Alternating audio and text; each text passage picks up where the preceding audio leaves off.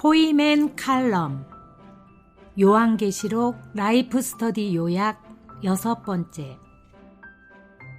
지난번에 이어서 오늘도 계시록 라이프 스터디를 요약해서 소개하려고 합니다. 오늘은 계시록 라이프 스터디 메시지 3번 예수의 증거에 대해서 알아보도록 하겠습니다. 등대들. 계시록은 그리스도와 교회에 관한 책입니다. 계시록에서는 그리스도와 교회가 독특하고도 특별한 방식으로 계시됩니다. 첫째로 계시록에서는 교회들이 등대들로 계시됩니다. 다른 책들에서는 교회가 에클레시아, 그리스도의 몸이요 하나님의 집이라고 말합니다. 그러나 계시록에서는 교회가 등대라고 말합니다. 등대들인 교회는 어둠 속에서 빛을 냅니다. 등대는 빛을 내는 등을 떠받쳐 줍니다. 하나님은 빛이시고 어린 양은 등이십니다. 이와 같이 그리스도는 등이요 교회는 그 등을 받치고 있는 등대입니다. 등대들은 본성이 금으로 되어 있습니다. 예표상으로 금은 신성 곧 하나님의 거룩한 본성을 상징합니다. 모든 지방교회들은 본성이 거룩합니다. 계시록은 지방교회들이 금 등대들이라고 말합니다. 지방교회들의 기본 본성은 반드시 하나님의 신성한 본성이어야 합니다. 등대들은 어둠 속에서 빛을 냅니다. 만일 어둠이 없다면 등이 빛을 발할 필요가 없을 것입니다. 등이 빛을 내려면 반드시 기름이 있어야 합니다. 이 시대의 어두운 밤에 교회는 반드시 빛을 발해야 합니다. 이것이 교회의 증거입니다. 모든 등대들은 서로 동일합니다. 각 지방 교회들은 독특해야 한다고 주장하는 사람들은 그들의 관념을 계시록 2장, 3장에 있는 7교회들의 차이점들에 기초를 두고 있습니다. 그러나 계시록 2장, 3장에 있는 모든 지방교회들의 차이들은 소극적인 것이지 적극적인 것이 아닙니다. 적극적인 측면에서 모든 지방교회들은 동일합니다. 7 등대들 모두가 동일합니다. 우리는 하나의 교회이기 때문에 땅 위에 있는 모든 교회들은 동일해야 합니다. 지방적으로 우리는 교회들이고 우주적으로 우리는 교회입니다.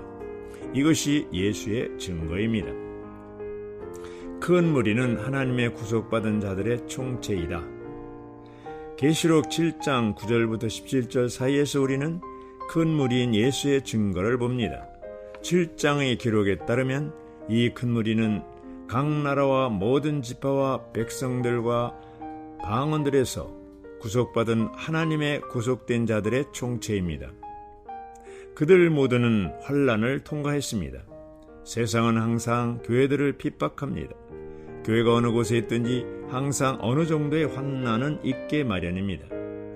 구속된 자들 총체가 환난을 통과할 것이라는 것은 7장 14절에서 지적됩니다.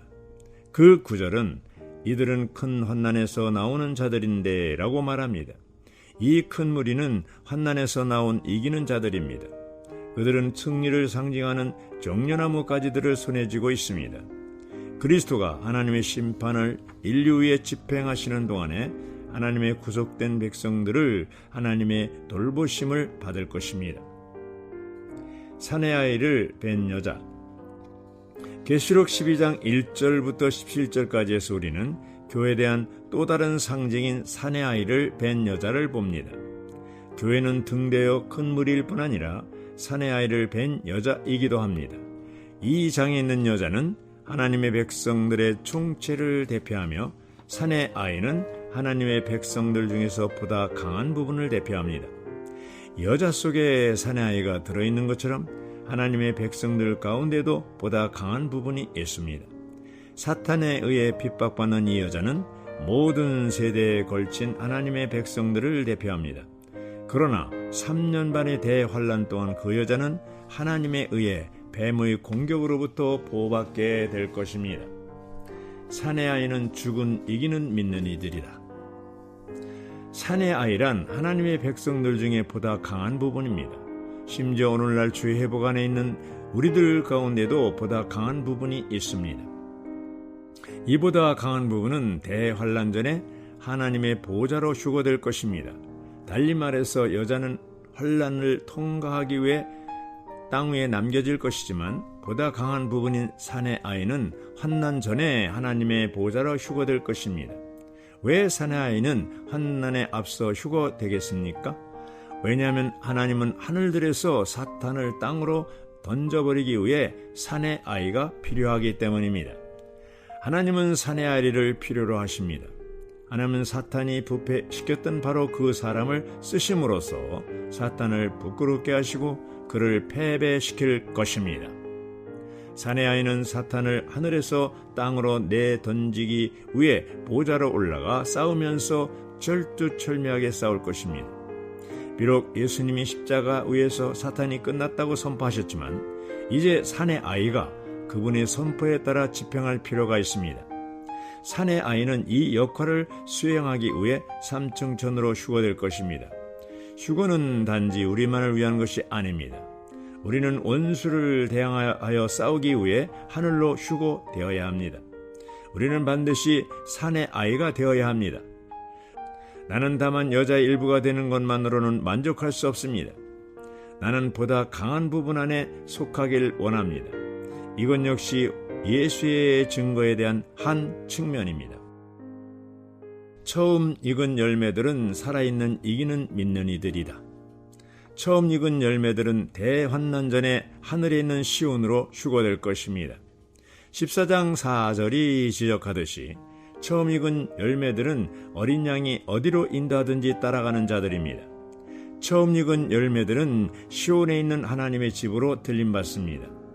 구약의 예표에 따르면 첫 열매들은 곡간으로 들이지 않고 하나님의 성전으로 가져갔습니다. 이것은 초기에 이기는 자들이 하나님의 누림을 위해 하늘에 있는 하나님의 집으로 들림받을 것임을 가리킵니다. 휴거는 주로 우리의 누림을 위함이 아니요 하나님의 누림을 위한 것입니다. 휴거는 원수를 패배시키기 위하며 하나님의 만족을 위한 것입니다. 우리는 비단 오늘날의 등대에 드려야 할 뿐 아니라 또한 하나님의 원수를 대항하여 싸우는 오늘날의 산의 아이와 하나님의 갈망을 만족시키기 위한 오늘날의 처음 익은 열매들이 되어야 합니다. 대환란 끝 무렵에 대부분의 수확물을 거둠.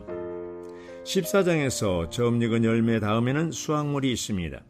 15절은 또 다른 천사가 성전에서 나와서 구름 위에 앉으신 분께 큰 음성으로 부르짖었습니다. 주님의 낯을 보내시어 곡식을 거두십시오. 땅의 곡식이 익었으니 거둘 때가 되었습니다. 라고 말합니다. 그 수확물은 대환난 끝 무렵에 거두게 될 것입니다. 그들은 삼층천이 아닌 공중으로 휴거될 것입니다. 왜 수확물은 대환난을 통과하도록 남겨집니까? 그것은 아직 푸르고 덜 익었기 때문입니다. 하나님은 그들을 3년 반 동안 강렬한 태양빛 아래에서 익도록 할 것입니다. 환난 전에 준비되지 않은 모든 성도들을 위해서 강렬한 태양빛이 필요합니다. 하나님의 모든 자녀들은 반드시 대환난을 통과하면서 수확물로 익을 것입니다. 그러므로 우리는 대환난이 오기 전에 첫 열매로서 휴거가 되기를 소망해야 합니다. 현 시대의 세상을 사랑하고 미적미적하는 사람들은 결국 대환난을 통과하면서 익은 열매가 될 것입니다.